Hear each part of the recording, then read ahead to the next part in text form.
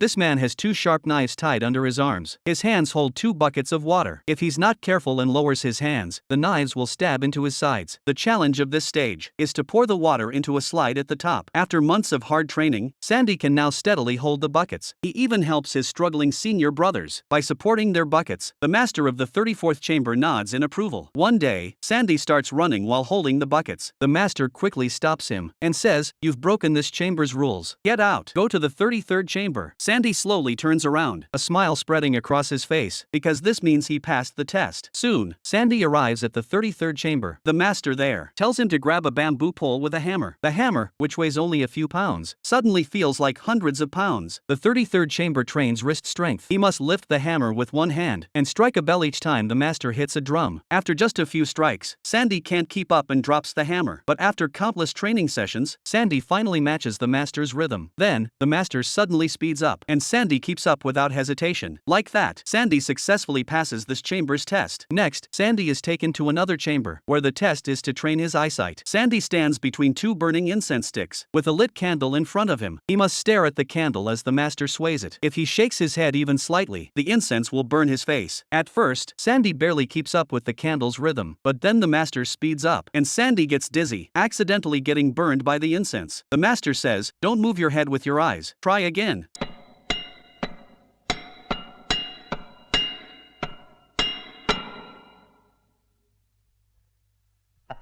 The master says, "I've led the Muley chamber for 6 years, and you're the best. Thank you for your guidance." The next chamber is for training iron head skill. They must hit sandbags with their heads, then walk to a Buddha statue to light incense. If anyone tries to slack off, the master uses a secret weapon to discipline them. Sandy starts confidently, but after hitting a few sandbags, he gets dizzy. He finally reaches the end, but tumbles down the stairs, seeing stars before fainting. The master, seeing this, scolds him with the secret weapon. The head is the leader of the 6 yangs, and this is the final strength training. If you master head strength, you can start training fists, feet, and weapons. Hearing he can train fists, feet, and weapons, Sandy gets motivated. In less than 3 months, he can easily push through all the sandbags. Sandy's iron head skill is complete. In 2.5 years, Sandy passes all the basic training of the 35 chambers. The abbot promotes him to a position in the Dharma Academy. With a determined heart, anything can be achieved.